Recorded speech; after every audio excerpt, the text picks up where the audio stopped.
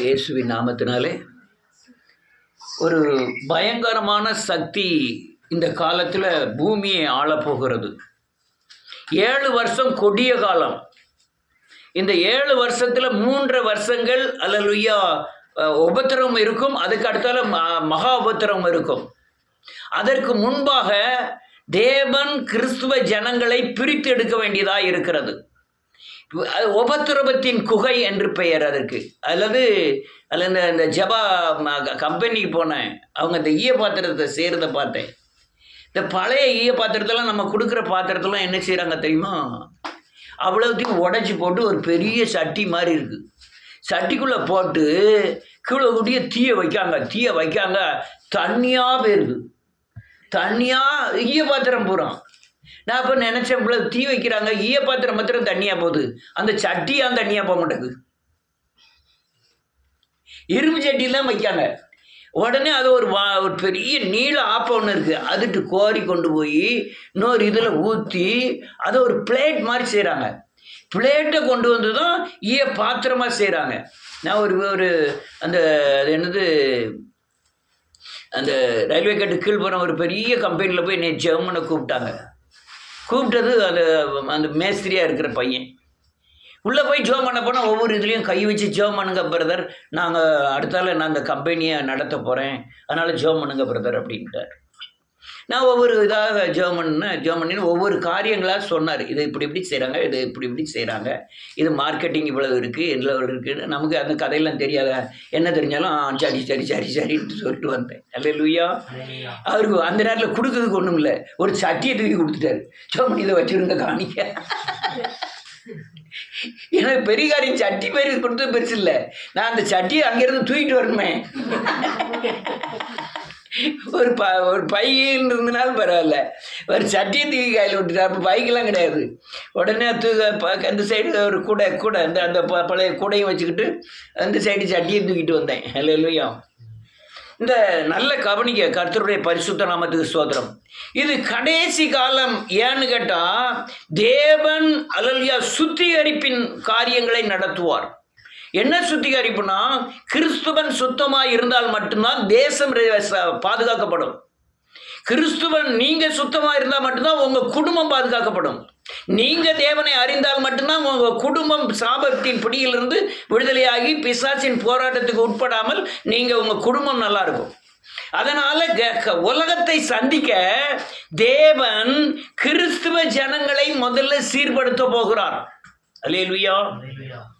ஏன்னா தானா 10 மணிக்கு ஆராதனை 10:15 வர்றது ஆட்டோ பிடிச்சி. அல்லேலூயா. அல்லேலூயா. நான் நன்றியோடு கூட துதிக்கிறேன். இந்த உலகம் எங்கும் கிறிஸ்துவ சபைகள் பயங்கரமாய் அடித்து நொறுக்கப்படுகிறது. உலகம் எங்கும் கிறிஸ்தவர்கள் பயங்கரமாய் தாக்கப்படுகிறார்கள். ஏன் கிறிஸ்துவ நாடுகளிலே கூட கிறிஸ்தவர்கள் பயங்கரமாய் சுட்டு கொல்லப்படுகிறார்கள். அமெரிக்காலாம் இவ்வளவு பையன் துப்பாக்கி எடுத்துட்டு பாஸ்டரை சுட்டுதான். 8 வயசு பையன் துப்பாக்கியோடு போய் அல்லேலூயா பாஸ்டர் அம்மாவை சுட்டுதான். கொடூரம். கிறிஸ்துவர்கள் பயங்கரமாய் தாக்கப்படுகிறார்கள். இந்தியாவில் பயங்கரமாய் தாக்கப்படுகிறார்கள். அல்லேலூயா. ஆப்கானில் இதை விட கொடுமை. நீங்கள் அல்லேலூயா இந்த வெஸ்ட் பெங்கால் அங்கெல்லாம் போயிட்டீங்கன்னா பயங்கரமாக தாக்கப்படுங்க. பாகிஸ்தானில் தாக்கப்படுகிறார்கள். இதெல்லாம் நீங்கள் அலசி ஆராய்ஞ்சீங்கன்னா, ஏன்னு பார்த்தீங்கன்னா இது ஒரு சுத்திகரிப்பு. ஆண்டவர்கிட்ட அல்லேலூயா. ஏன் சுத்திகரிப்புனா, இல்லாத அட்டுழியம், அயோக்கியத்தனம், மொன்ன மாதிரித்தனம் ரைட்டு போகட்டும். எல்லா தனமும் பண்ணது கிறிஸ்தவர்கள். நன்றியோடு கூட துதிக்கிறேன். அநேக பொய்களை சொல்லி அநேகரை சாபத்திலிருந்து பாவத்திலிருந்து விடுதலையாக்காமல், மறுரூபமாக்காமல், இயேசுவை சந்திக்க விடாமல் பொய்யான வாக்குறுதிகளை கொடுத்து ஆசீர்வதிக்கிறார் என்று சொல்லி அவர்களை துரோகம் பண்ணுகிறதை, அவர்கள் துரோகம் பண்ணி ஏமாந்து போகிறது மட்டுமல்ல, சத்தம் உலகத்தில் உள்ள ஜனங்கள் அதை பார்த்துக்கிட்டு இருக்காங்க. அதை பார்க்குறாங்க. என் பக்கத்து வீட்டுக்காரன் வஞ்சிக்கப்படுறதை பார்க்காங்க. என் பக்கத்து வீட்டுக்கார கிறிஸ்துவ பெண் பாஸ்டரோடு வேசித்தனம் பார்க்கறத பார்க்குறாங்க. இதை பெருக பெருக ஜனங்களுக்கு பயங்கர கோபம். அல்லேலூயா. இயேசுநாதர் மேல இல்ல, கிறிஸ்துவ ஜனங்கள் மேல பயங்கரமான கோபம். அநேகர் பேச்சில் உண்மை இல்லை, கொடுக்க வாங்கல உண்மை இல்லை, தேவ தன்மைகள்ல உண்மை இல்லை. இதெல்லாம் பார்த்துக்கிட்டு இருக்க அல்லேலூயா உலக ஜனங்கள் இவர்களை தாக்க முற்படுகிறார்கள். நான் சின்ன பையனாக இருக்க மேலே போலீஸ்காரன் சைக்கிளில் லைட் இல்லைன்னா பிடிச்ச உடனே உன் பேர் என்ன பேர்ப்பா, நான் என் பேர் கிறிஸ்டோபர், என் பேர் ஜான் அப்படின்னு சொன்னோன்னே நீ கிறிஸ்துவாங்கண்ணா நீ போயிட்டு போ அப்படின்னு விட்டுருவாங்க. ஏன்னா கிறிஸ்துவ நன்னடக்கை வைத்து. இன்னைக்கு என்ன நடக்குது தெரியுமா? ஒரு போலீஸ் கேஸ்னால இவன் கண்டிப்பாக செஞ்சிருப்பான்னு தூக்கி போட்டுருந்தாங்க. பல சபைகள் இடிக்கப்பட்டுட்டு பல சபைகள் உடைக்கப்படுது. அல்லேலூயா. பல தேசங்களில் கிறிஸ்துவர்கள், தமிழ்நாட்டிலே பல மாநிலங்களில் கிறிஸ்துவர்கள் தாக்கப்படுகிறார்கள். எனக்கு வேலைக்காரன் சொன்னாலே பெரிய வெக்கமாக இருக்கு. நீ யாராலும் கேட்டுவாங்க, உண்மைதான். நான் பாஸ்டர்னு சொல்லுவதுக்கு ரொம்ப வெக்கப்படுறேன். ஏன் தெரியுமா? என்னை லூஸ் பாஸ்டர்னு ஒருத்தன் போட்டான், பிரச்சனை இல்லை அல்லேலூயா. ஏன்னு கேட்டால் நான் பாஸ்டர்னு சொல்லுவதுக்கே வெக்கப்படுறேன். இதில் வேற ரெபண்டு அவங்களாம் பெரிய பெரிய திருடர்களாக இருக்காங்க. ஏன் மேய்ப்பர்னு சொல்லலாம். நம்மெல்லாம் கர்த்தர் ஒருவரே நல்ல மேய்ப்பர். உங்களை போதகர் என்று சொல்லாதிருப்பார்கள் என்று வேதம் சொல்லுது. நான் ஹெல்ப்பர், தேவனுடைய வேலைக்காரன். ஒரு 100 பேர் மத்தியில் பாஸ்டருங்க வாங்கன்னு ஒருத்தன் சொல்லிட்டான்னா அந்த 100 பேர் என்னை திரும்பி பார்க்கான். ஐயோ அயோக்கியன்ல பையக்கா அயோக்கியம்னு நினைக்கிறான். அதனால இவன் துன்மார்க்கன்னு நினைக்கிறான், இவன் பணம் பிடிங்கின்னு நினைக்கிறான், பிணந்தின்னு நினைக்கிறான். ஒரு பாஸ்டருக்குள்ளே அந்த மதிப்பே பொது ஜனங்கள்ல இருந்து எடுபட்டு போச்சு. இந்த தாக்குதல் ஆரம்பிக்க காரணமே ஊழியர்களே. யாரையும் அல்லேலூயா பணத்துக்காக நீ ஊழியம் செஞ்சா தேவனுடைய ஊழியக்காரன் அல்ல. ஒரு மனுஷனுக்குள்ள பாவத்திலிருந்து சாபத்திலிருந்து விடுதலையாகி அவனை அல்லேலூயா கரை திரையாற்றுவர்களாய் இயேசுவை போல மாற்றி எந்த நேரத்திலும் எதையும் ஜெயிக்கக்கூடிய போர் வீரனாய் மாற்ற வேண்டும். அந்த தன்மை கிறிஸ்துவத்தில் இல்லை. அதனாலதான் ஜனங்கள் கொடூரமாய் தாக்கப்படுகிறார்கள், சாதாரணமா இல்லை. நான் அதெல்லாம் ஒரு வீடியோ பார்த்தேன், பயங்கரமாய் தாக்கப்படும். அங்கே ஆந்திரான்னு நினைக்கிறேன், ஒரு கிராமத்துக்குள்ளே போய் கிறிஸ்மஸ் அல்லேலூயா கிறிஸ்மஸுக்கு இந்த பரிசு பொருள்லாம் இந்த கிராமம் பூரா கொடுத்துட்டு வந்தாங்க. அடுத்த கிராமத்துக்குள்ளே தான் வரணும். அந்த கிராமத்துக்காரன் பூரா சேர்ந்து வேனை அடித்து நொறுக்கிட்டான். ஏன் அடிச்சு நொறுக்குனா? எதுக்கு? இவங்க புள்ள பிடிக்க போகிறான். கிறிஸ்துவனை அதாவது இவனை விடுதலையாக்க போகல.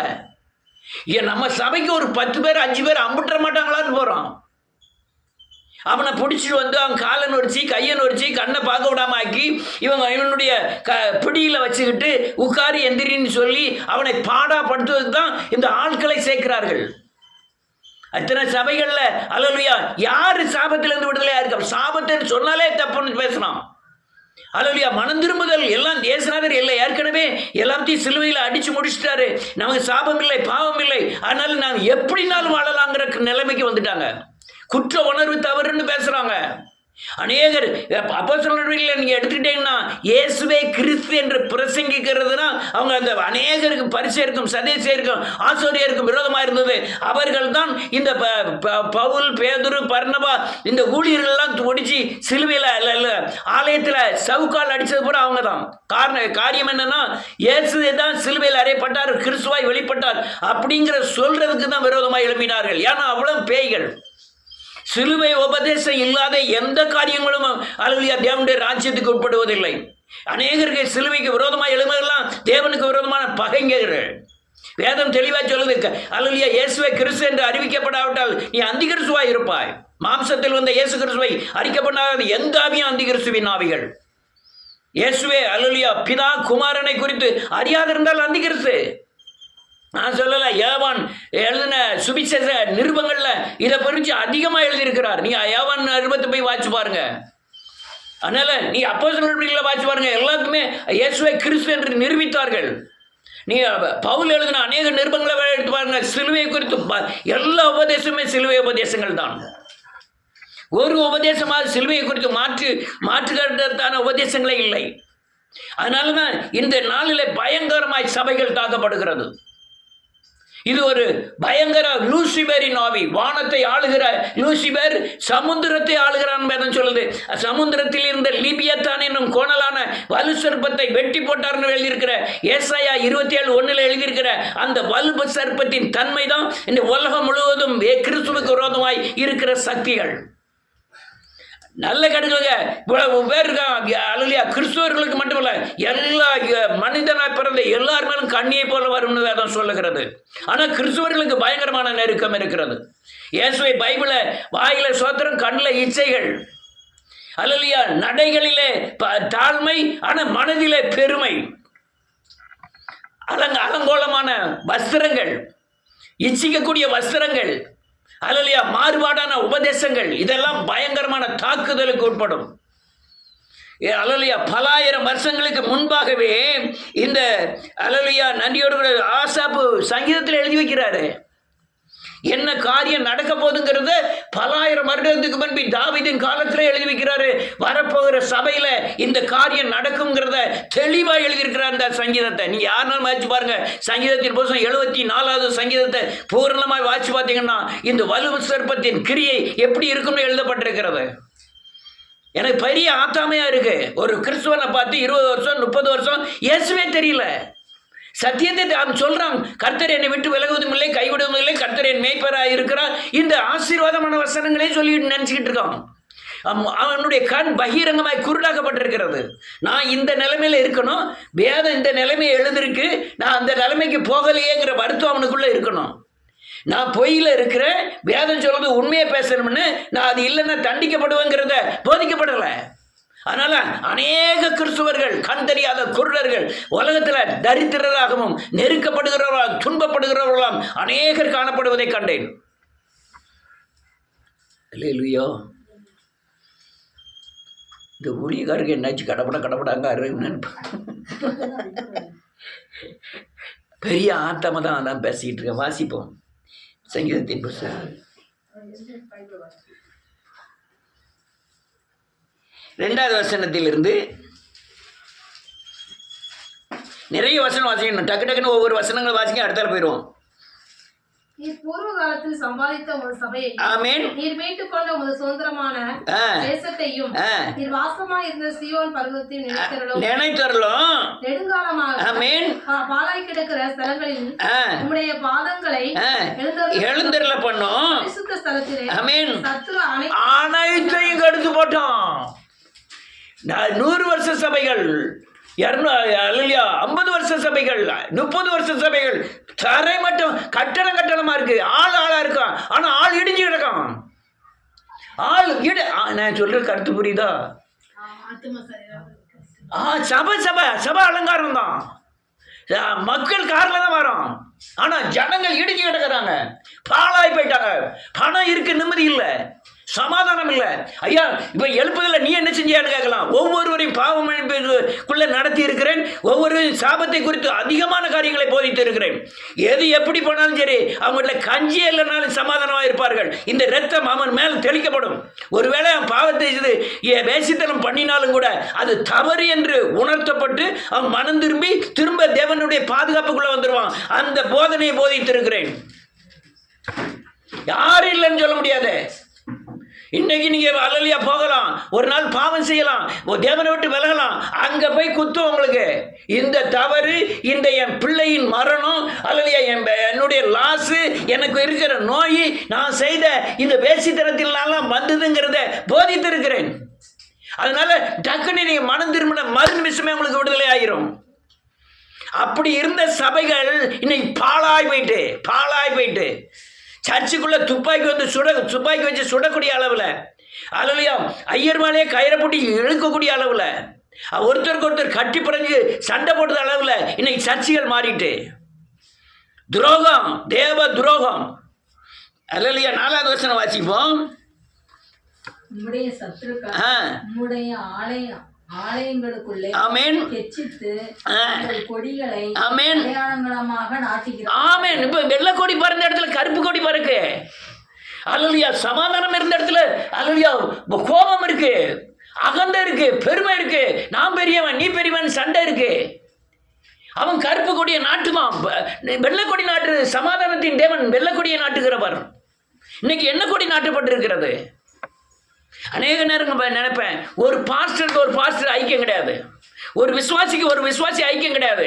ஏன் உபதேசத்துக்கும் உங்க உபதேசத்துக்கும் ஐக்கியமா போனோம், அப்பதான் கிறிஸ்து தலையா இருப்பார். அப்ப நீ சார்ந்து போகலாம் இல்லையா? அவன் மாறுபட்ட உபதேசத்தை போதிக்கும் போது நான் எப்படி சார்ந்து போக முடியும்? அல்லேலூயா. நன்றியோடு கூட துதிக்கிறேன். சபைகள் இன்னைக்கு அநேக சபைகள் உயிரற்ற சபையாக தான் இருக்கு. அதுதான் எழுப்புதலின் காலம். பயங்கரமான உபத்திரத்தை சந்திக்க போகிறது. நான் சொல்லல, இயேசுநாதர் சொன்னார், பின்னால சொல்றேன். அடுத்தால என்ன இருக்கு? ஆமென். மரங்களை வெட்டுகிறவன், ஆமென், வெட்டுகிறவன் பேர் பெற்றவனானான். ஆமென். வேதம் சொல்லு, நல்ல செழித்திருந்தார்கள், நல்ல தீர்க்கதரிசி இருந்தார்கள்.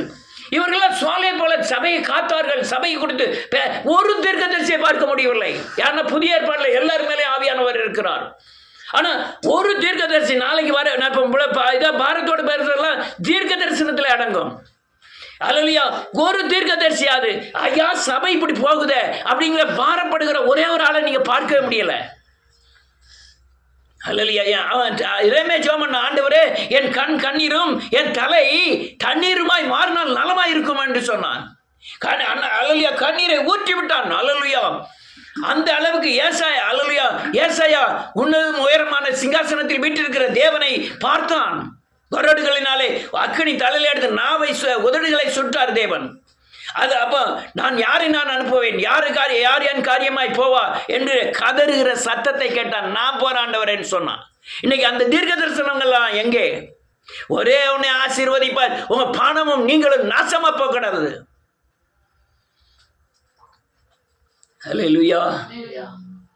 அடுத்த வசனம், உமது பரிசுத்த ஸ்தலத்தை அக்கினிக்கு இரையாக்கி நாமத்தின் வாசஸ்தலத்தை தரை மட்டும் இடித்து அசுத்தப்படுத்தினார்கள். ஆமென். அநேக ஆலயங்கள் இடிக்கப்படுகிறது.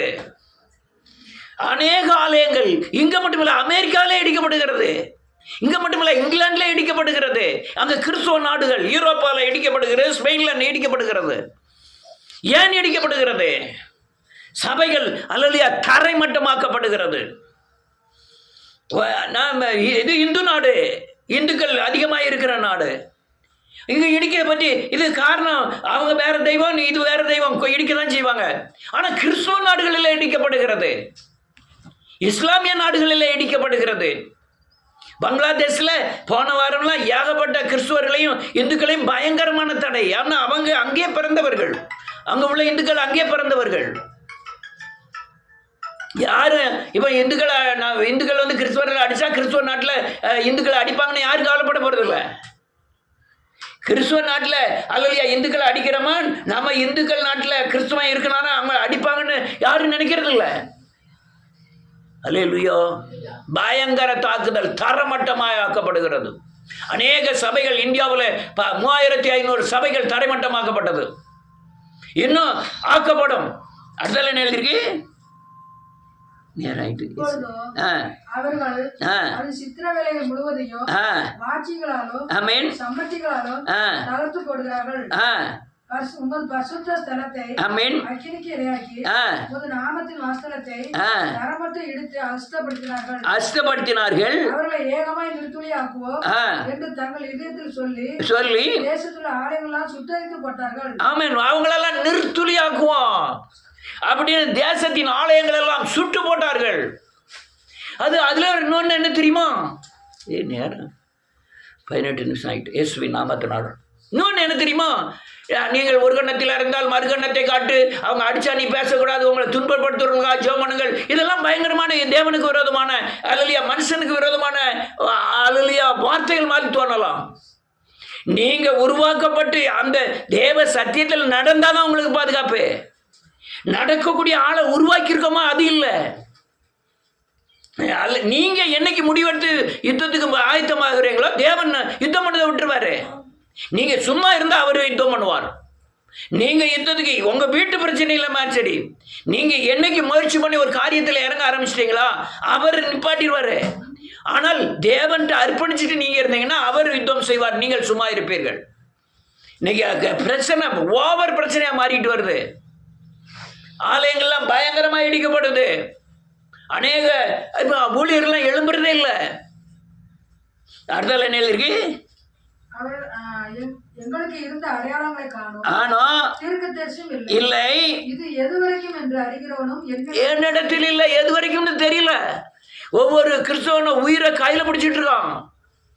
என்னைக்கு வரைக்கும் சும்மா கண்டனம் விட்டுட்டா ஒரு கட்சிக்காரன் திருமாவளவன் காப்பாற்றிடுவாரு, ஸ்டாலின் காப்பாற்றிடுவாரு, அல்லது தீகா கட்சிக்காரங்க, இதெல்லாம் நினைக்கிறது எவ்வளவு பயங்கரமான தவறுகள். அவர் பிரதர் சொன்னார், நல்ல வேலை பிரதர் இவங்கெல்லாம் இப்படி எதிர்த்து பேசுறதுனால கொஞ்சம் மனசுக்கு எதமா இருக்கு அப்படின்னுட்டு. அந்த ஆளும் கேட்பாரு, கேட்டுப்பாங்க என்ன எதமா இருக்கு போது அல்லையா, கிறிஸ்தவர்கள் எல்லாம் சேர்ந்து ஒருமனப்பட்டு தேவனை நோக்கி ஜெபம் பண்ணனா தேசம் அசையும். அடுத்தால என்ன இருக்கு?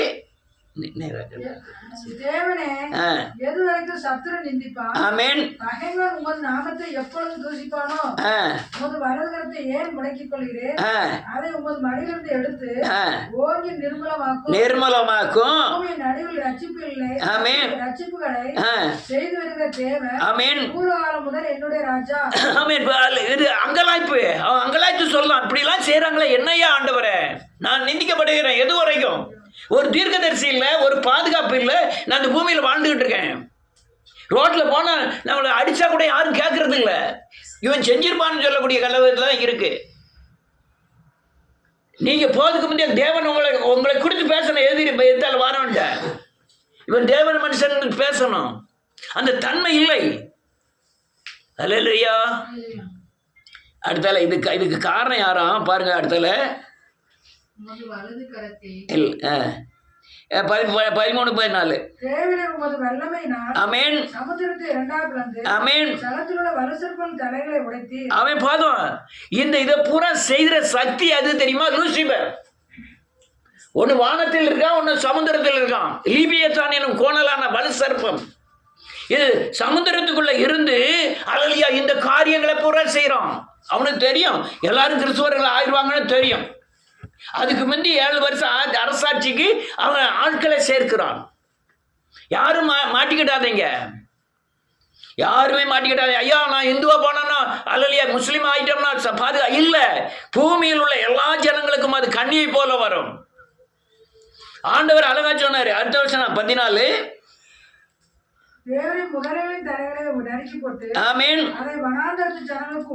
இதுதான் நடக்கணும். வேதம் சொல்லுது, முதலையாகிய அந்த லூசிபரின் வலு சர்ப்பமானது சமுத்திரத்துக்குள்ள இருக்கு. அதன் தலையை உடைக்கக்கூடிய, ஜெபம் பண்ணக்கூடிய, தேவனை போல மாறின, இயேசுவை போல மாறின ஆட்கள் தேவை. வயிற்றுக்காகவும் புகழுக்காகவும் உலக ஆசை பாசங்களுக்காகவும் இயேசுவை பின்பற்றி மாண்டு போகாதிருங்கள். உங்களுக்கு அல்ல அஞ்ஞானிகள் நாடி தேடுகிறார்கள். உங்களுக்கு என்ன தேவைன்னு தேவன் அறிந்திருக்கிறார். காட்டு புஷ்பங்களை நோக்கி பாருங்கள் என்று ஆண்டவர் சொன்னார். அதனால தேவனை தேடுவதே இந்த உலக ஆசைக்கான்னு நினைச்சிட்டு இருக்காங்க. இது உங்களுக்கு கூட கொடுக்கப்படும். தேவன் சொன்ன வசனத்தின்படி நடங்க. அந்த சர்ப்பம் வருகிறது, பயங்கரமான சர்ப்பம். யாருமே கிரியை செய்யக்கூடாத காலம் வருகிறது. யாருமே கிரியை செய்யக்கூடாது. ஆண்டவர் அழகா சொன்னாரு. அது தெளிவாக 24வது அதிகாரம், லூக்கா 21வது அதிகாரம், மத்தேயு 24வது அதிகாரம், இதெல்லாம் தெளிவாக சொல்லியிருக்கிறாரு. கடைசி காலத்தின் அடையாளமே ஒரு கல்லின் மேல் ஒரு கல் இராதபடி சபைகள் எல்லாம் இடிக்கப்பட்டு போகும். அந்த கட்டிட சபைகள் மட்டுமல்ல, உங்களுக்குள்ள கட்டப்பட்டிருக்கிற ஆலயமே அநேக ஆலயங்கள் இடிக்கப்பட்டு போகும். ஆனால் பணத்தை துச்சமாக மதிக்கக்கூடியவன், பணத்தை என் காலுக்கு கீழே மதிக்கக்கூடியவன், பணத்தெல்லாம் நம்பி வாழ்கிறவன் அல்ல, இயேசுவையும் இயேசுவின் வார்த்தையும் நம்பி வாழ்கிறவன். யார்ட்டையும் பணம் தேவைங்கிறதுக்காக என்னைக்கும் ஊழியம் செய்தது கிடையாது. பணம் தேவை. அதுதான் காலத்தில் யாரால என்னைய போஷிக்க கர்த்தர் சித்தம் இருக்கிறாரோ அவங்களை கொண்டு போஷிப்பார். இன்னும் ஒரு படி மேலே போனால் சத்தியத்தை கைகொள்ளலாம், உங்கள்கிட்ட பணமே நான் வாங்க போகிறதில்ல. அல்லேலூயா. என் போஷணத்துக்கு உண்டான எல்லா காரியமும் தேவனுடைய கரத்தில் இருக்குன்னு நம்புவனே தவிர விசுவாசியின் கரத்தில் இருக்குன்னு நம்புறதே கிடையாது. இயேசு சொன்னார், சபையின் ஒரு கல்லின் மேல் ஒரு கல் இடிக்கப்பட்டு போகும் காலம் வரும். அந்த காலம் தான் இந்த காலம். அழகா சொன்னாரு. அல்லேலூயா. இதோ கிறிஸ்து இங்கே இருக்கிறார், அங்கே இருக்கிறாருன்னு சொன்னா நம்பாதீர்கள். அநேக கள்ள கிறிஸ்துகளும் கள்ள தீர்க்கதரிசிகளும் தோன்றுவார்கள். அது தோன்றி கூடுமான மட்டும் அல்லது தெரிந்து கொள்ளப்பட்டவர்களையும் வஞ்சிப்பார்கள். அல்லேலூயா.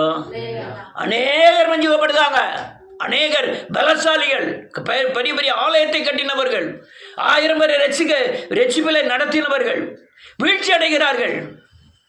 அநேகர் வீழ்ச்சி அடைகிறார்கள். அல்லேலூயா. இன்னும் அநேக காரியங்களை ஆண்டவர் சொன்னார். இதெல்லாம் அல்லேலூயா, இந்த அல்லேலூயா, இதெல்லாம் நடக்கிறதுக்கு முந்தி இந்த ஜனங்கள் அழிந்து போவதில்லை அப்படின்னாரு. அது மாதிரி யுத்தங்களையும் செய்திங்க பேர்கள் அதெல்லாம் நடந்துகிட்டே இருக்கு. அதனால பயங்கர கொடிய வஞ்சகம் நடக்கும்னு ஆண்டவர் சொல்லி இருக்கிறார். அநேக சபைகளில் விசுவாசிகள் மாட்டி இருப்பது வஞ்சகத்தில். இருள் ரெண்டு இதா வருகிறது. ஒன்று அந்திகிறிஸ்து, ஒன்று வஞ்சகம். அந்திகிறிஸ்து வாயில மாட்டி வஞ்சகத்தில் விழுந்து கிடக்கிற அநேக ஜனங்கள்.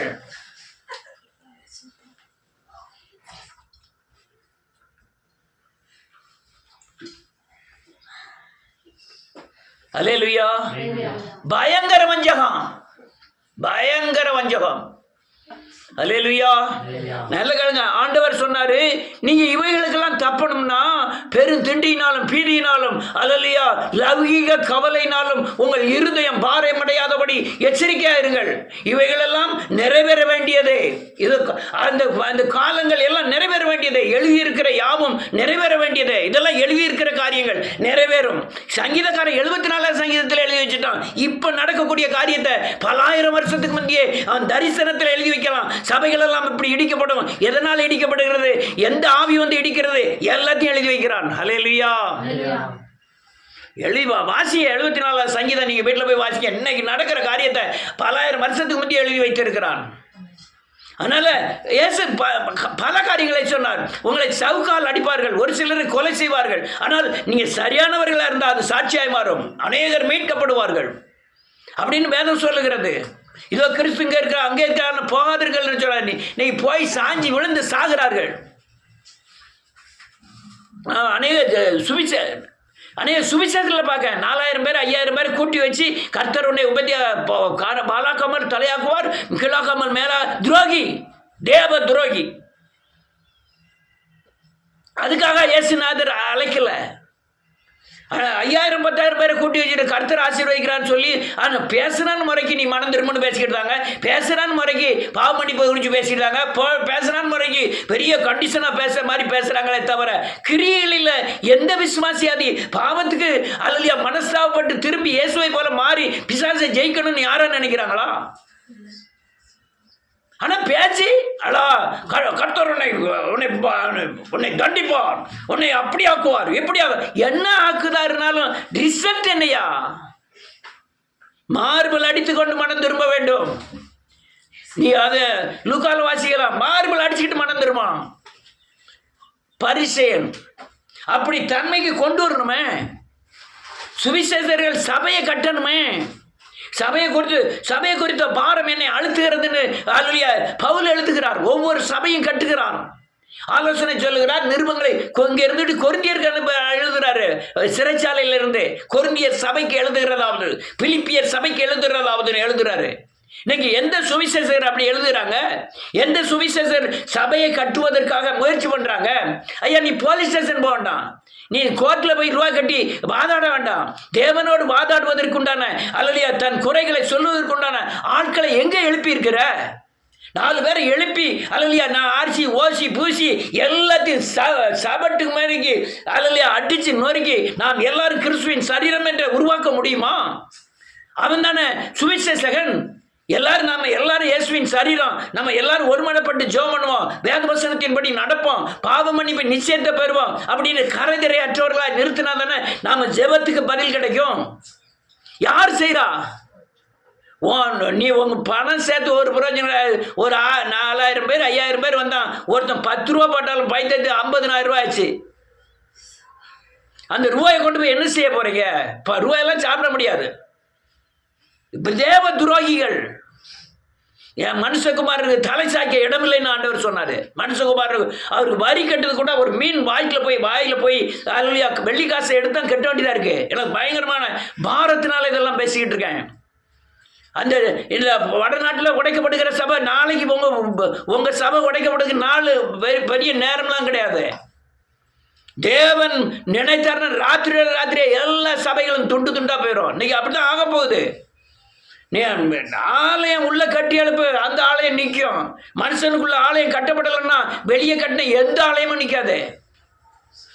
நான் சபையை நம்புகிறவன், சபை கட்டிடத்தை நம்புகிறவன் அல்ல, மனுஷனுக்குள்ள சபையை கட்டி அதை நம்புகிறவன். அநேகர் வெளிப்புறமான கட்டிடத்தை நம்புதானே தவிர ஒரு மனுஷனுக்குள்ள சபையை கட்டி எழுப்ப வேண்டும் என்பதை நம்புவதில்லை.